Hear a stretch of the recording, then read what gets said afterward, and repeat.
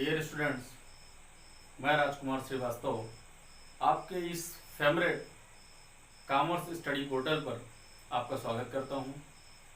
पिछली वीडियोस में आपने अकाउंटिंग वाउचर का मीन और इसके कैरेक्टरिस्टिक्स, इसकी विशेषताओं को देखा था। आज आप इसके प्रकार के बारे में जानेंगे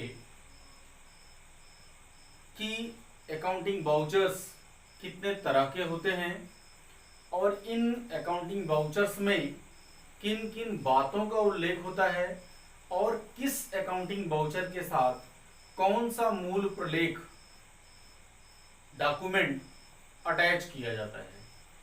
तो आइए देखते हैं। मेन रूप से अगर लेखांकन के दृष्टिकोण की बात करें, अकाउंटिंग प्रोसेस के दृष्टिकोण से अगर हम वाउचर्स की बात करें तो इसको मेनली 2 पार्ट्स में डिवाइड किया गया है। फर्स्ट पार्ट इज नकद लेन देनों के लेखांकन का प्रमाणक, कैश अकाउंटिंग वाउचर्स।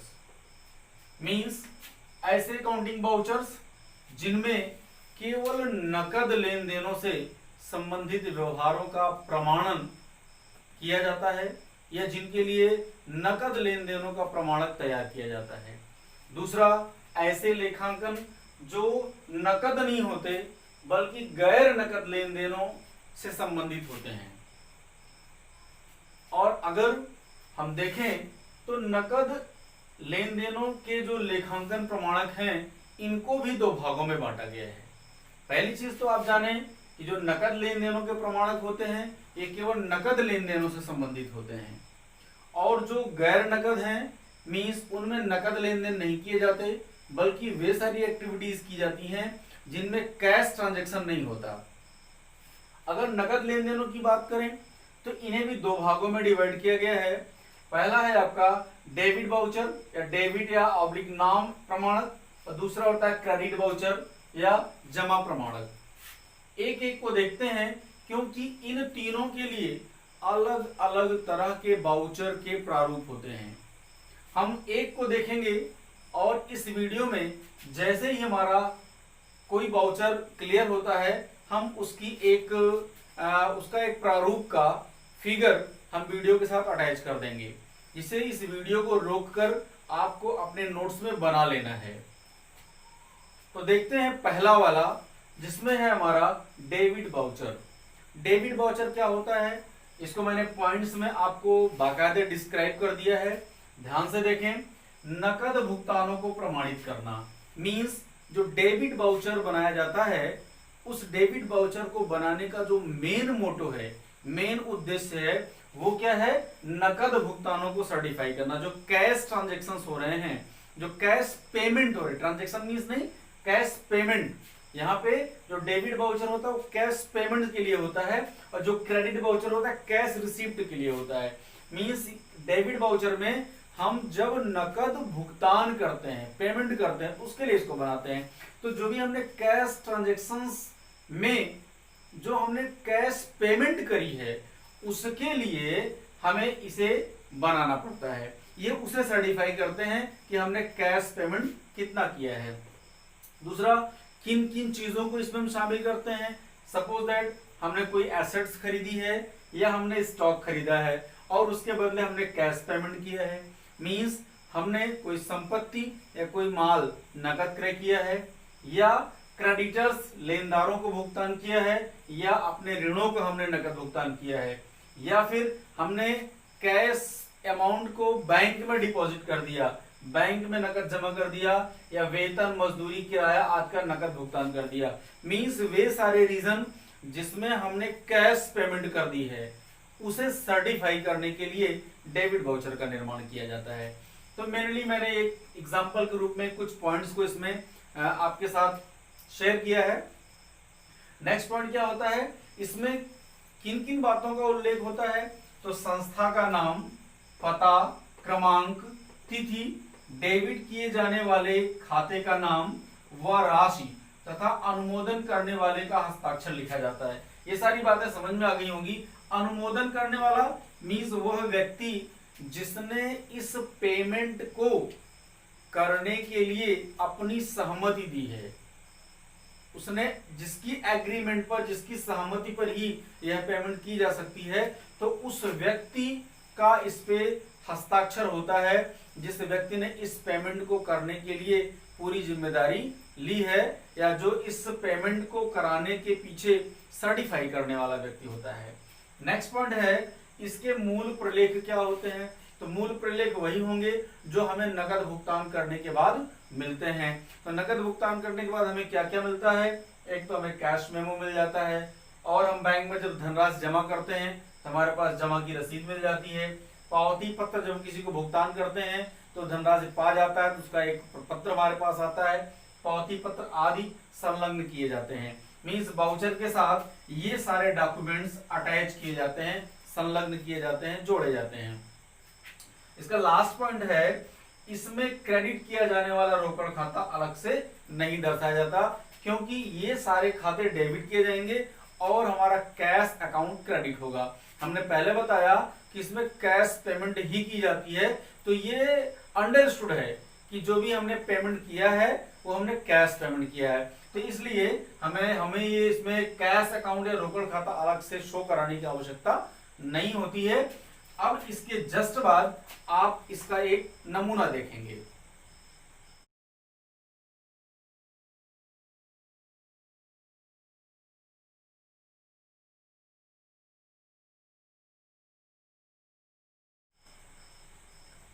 ठीक, अब हम देखते हैं कि क्रेडिट वाउचर क्या होता है या जमा प्रमाणक क्या होता है। तो इसका just opposite means debit voucher का जस्ट अपोजिट हमारा ये क्रेडिट वाउचर होता है। इसमें कौन कौन सी बातें होती हैं? पहला, नकद प्राप्तियों को प्रमाणित करना।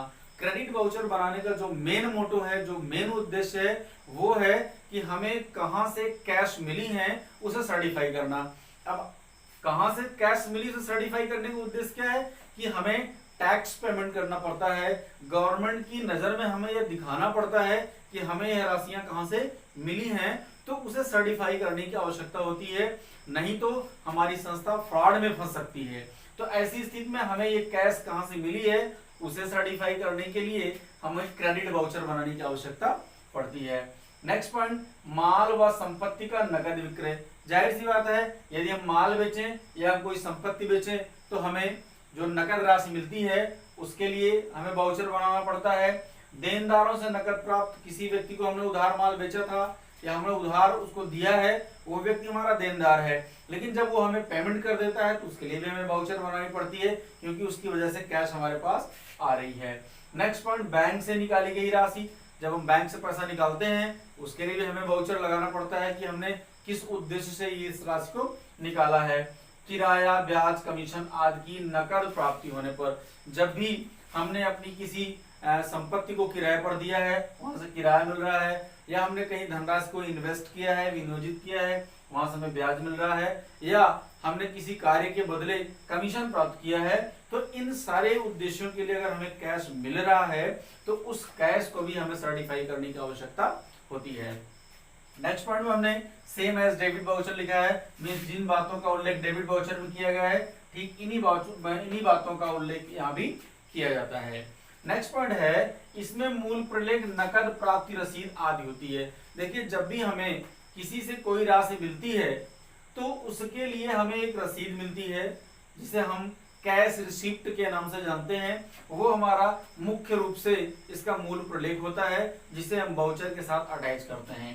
लास्ट पॉइंट इसमें है, इसमें डेबिट किया जाने वाला रोकड़ खाता अलग से नहीं दर्शाया जाता है। मैंने अभी उधर बताया था, ठीक वही रीजन यहाँ भी अप्लाई करता है कि हमें चूंकि कैश मिल रहा है तो ये अंडरस्टूड है कि हमें हमारा जो कैश अकाउंट है वो डेबिट ही होगा, इसलिए इसे हमें अलग से हर ट्रांजेक्शन के लिए दिखाने की आवश्यकता नहीं होती है। इसका भी एक नमूना आप तुरंत देखें।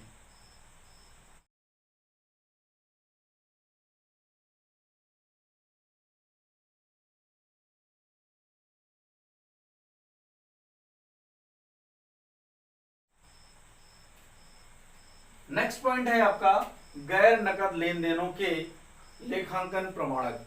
कुछ व्यवहार ऐसे भी होते हैं जिनमें कैश का लेन देन नहीं किया जाता, बल्कि अकाउंटिंग एक्टिविटी के द्वारा कैश अपने आप ट्रांसफर हो जाती है, वो कैश का ट्रांजैक्शन अंडरस्टूड होता है, लेकिन फिजिकली कैश का ट्रांजैक्शन वहां पर नहीं होता है। तो ऐसी कौन सी एक्टिविटीज होती हैं, उन सारी एक्टिविटीज को सर्टिफाई करने के लिए, उन्हें प्रमाणित करने के लिए जिस वाउचर का प्रयोग किया जाता है उसको बोलते हैं नॉन कैश वाउचर। इसमें देखिए उधार के सौदों में जैसे क्रय वापसी, आपने खरीदा हुआ माल वापस कर दिया, इसको परचेज रिटर्न बोलते हैं। सेल्स रिटर्न, बेचा हुआ माल वापस आ गया।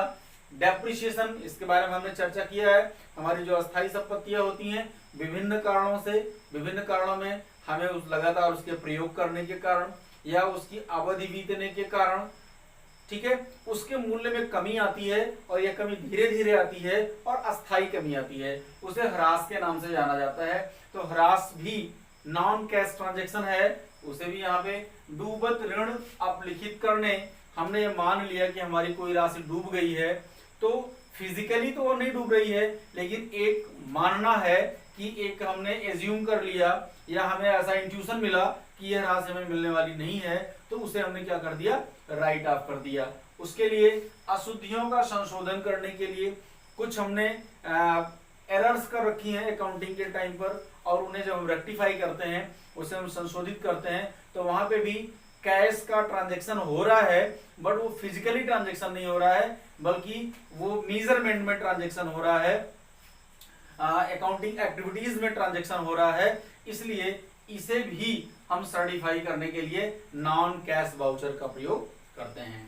नेक्स्ट पॉइंट है, इसमें फर्म का नाम, पता, क्रमांक, तिथि तथा डेबिट व क्रेडिट किए जाने वाले खाते के नाम राशि सहित लिखे जाते हैं। इसमें आपको एक नई बात मिल रही है, आपने डेबिट वाउचर में और क्रेडिट वाउचर में देखा था कि हम वहां पे कैश को अलग से नहीं शो करा रहे थे, लेकिन नॉन कैश एक्टिविटी को सर्टिफाई करने के लिए हमें डेबिट किए जाने वाले अकाउंट और क्रेडिट किए जाने वाले अकाउंट दोनों को शो कराना पड़ता है, दोनों को दर्शाना पड़ता है। इसलिए इस वाउचर के अंदर डेबिट व क्रेडिट किए जाने वाले खाते को अमाउंट सहित हमें क्या होता है, शो कराना पड़ता है और उसे हमें सर्टिफाई करना पड़ता है, प्रमाणित करना होता है। इसका लास्ट पॉइंट है, इसमें प्रमाणक तैयार करने वाले तथा उसे प्रमाणित करने वाले के हस्ताक्षर भी करने होते हैं।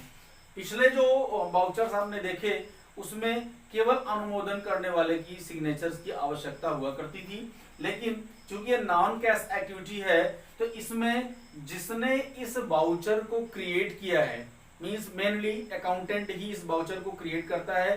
किन्हीं परिस्थितियों में दूसरा अधिकृत व्यक्ति भी इस वाउचर का निर्माण कर सकता है, लेकिन मेनली अकाउंटेंट्स के द्वारा इसे बनाया जाता है और इसे सर्टिफाइड करने का काम उस डिपार्टमेंट का हेड करता है या जो भी अधिकृत अधिकारी होता है। तो इस वाउचर में दोनों की सिग्नेचर होना कंपलसरी होता है, तभी ये हमारा ये हमारा नॉन कैश वाउचर सर्टिफाइड होता है। आप इसका भी एक नमूना देख लें।